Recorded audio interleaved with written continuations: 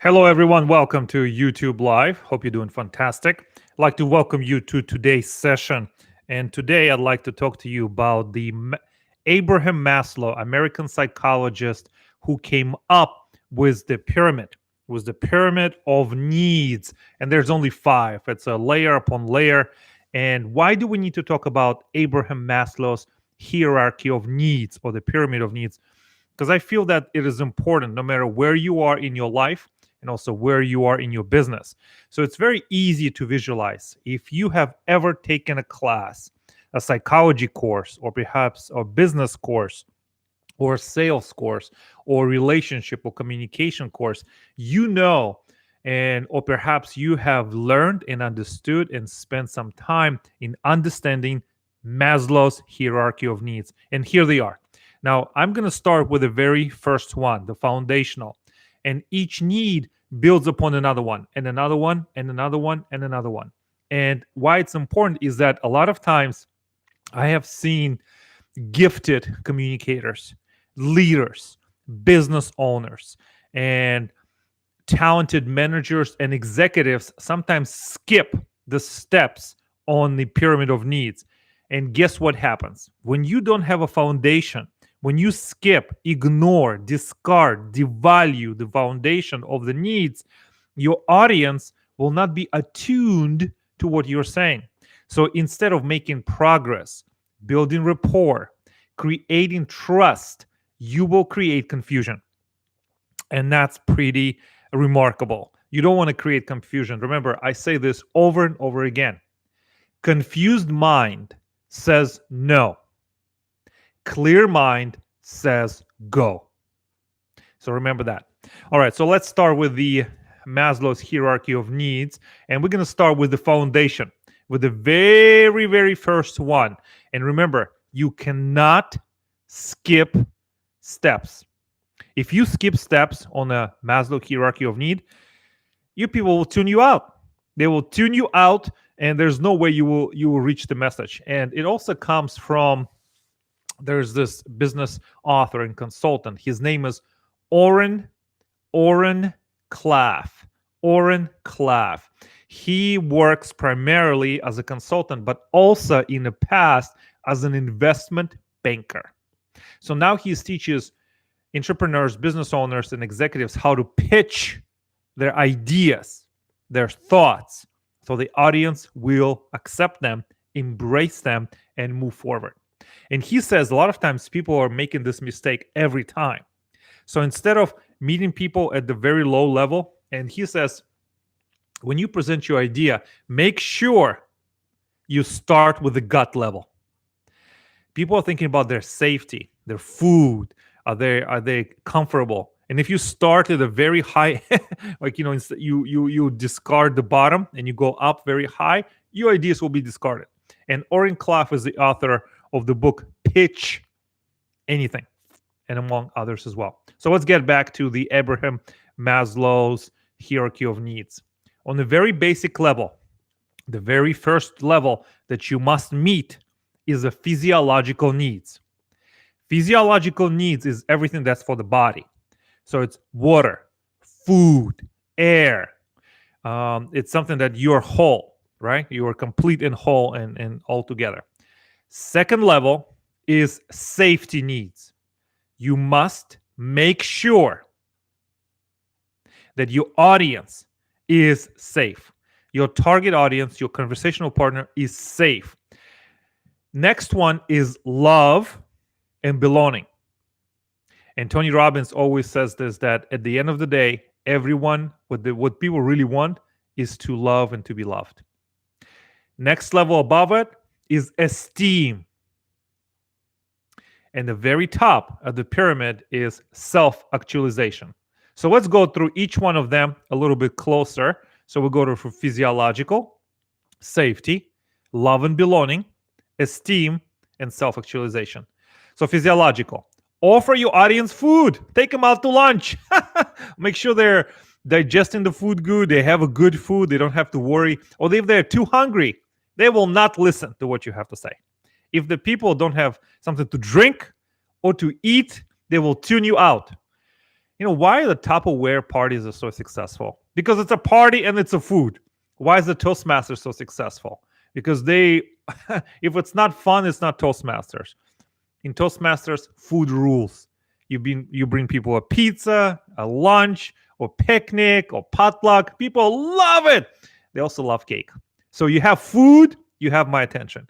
You have food, you will bring people together. So that's why whoever throws the best party wins. Okay, so physiological. Next, safety needs. This also comes from recent study that was well documented, and it's longitudinal study conducted by Google.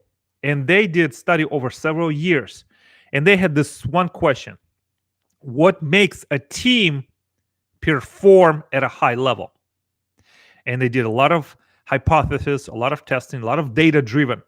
And one of the key analysis, key summaries of this study by Google, what makes a team perform at the highest level is, drum roll. Okay, here it is. Do the team members have experience and contribute to the physiological safety within a team? Let me repeat it. Do the team members contribute, create, and promote physiological safety within the team? What does that mean? Do the team members have the ability to speak and speak out and respond and offer feedback without judgment, without shame, without guilt, where they come together as a team and there's a safety zone? A safety zone, it must be respected at all times. This is the admission into the team. This is the primal rule of the team. And when you break, collapse, create cracks in the physiological safety, your team will be torpedoed. Your team may perform, but it will not perform as well. Make sure, if you're a team leader or a team participant or thinking about creating team in your community, in your business, in the school, in a nonprofit, physiological safety is number one reason that will create a high-performing team. This also comes from another resource that I have been studying for the last 10 years. And it comes from a company called Vital Smarts. They they produced a book some time ago, and it's called Crucial Conversations. It's five authors. And in that book, they said if you're trying to move someone or have a conversation that is difficult, that is sometimes adversarial or perhaps confrontational, or there's something uncomfortable that needs to be said and brought up to the space. When you say something and the other person misinterprets it or misunderstands it, or you remove respect and safety from that conversation, the other person will, instead of leaning in, they will go back. They will go back and go back and go back and go back, just like I do this on my swiveling chair. That other person who you're speaking with or the audience have two choices. They may go back into silence or violence. And violence, I mean, it could be passive aggressive, could be sarcasm, could be any other defensive mechanism. So it's silence or violence, and it's all verbal. So physiological safety, you must fight, you must create, you must build continuously physiological safety for you and for your team and your conversational partners. Okay, so let's go back to the Abraham pyramid of needs. So we have physiological, food and air. Check. Next one. Safety. Physiological safety for the team. Safe. Check. Next one. Love and belonging. Tony Robbins says this all the time, and I will repeat what one of the masters in the industry says. At the end of the day, people just want to be loved.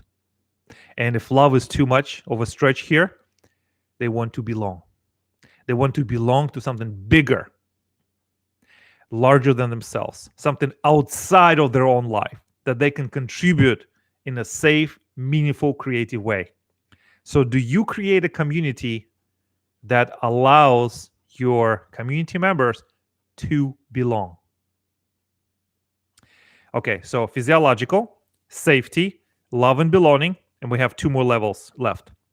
On the top is self esteem. Are you contributing to the self esteem of your clients, community members, and people in your care or in your sphere of influence? Are you allowing people who interact with you to make them feel like they're the smartest people in the room and you respect them? You have a genuine care about their well being. You are compassionate. You help them grow.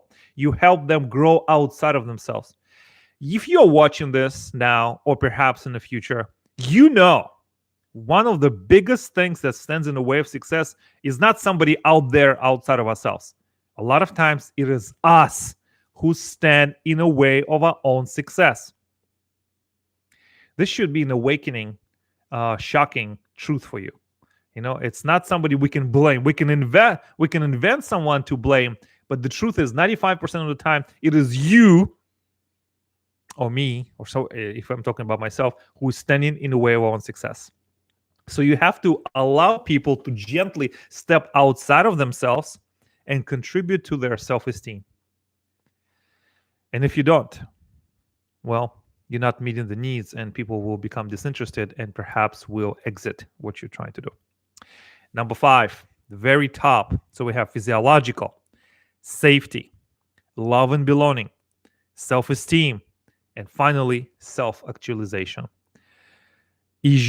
Does your actions, words, everything that you do helps someone to really grow on their own? So what you're giving them, resources, care, and guidance, which is great in the moment and how you interact. But once they leave your presence, once they leave your influence, once they leave your interaction, how are they building themselves up? How are they fully growing as a person, as a human being? I feel that a lot of times the cause of stress, shame, and depression is that when we are not living to our full potential. We have that beautiful gifts from the creator, from the universe, and when we're not fully living them, we fold within ourselves and we create darkness, and sometimes that might lead to depression because we're not fully living, we're not fully participating, we're not fully giving. And I think that's so sad.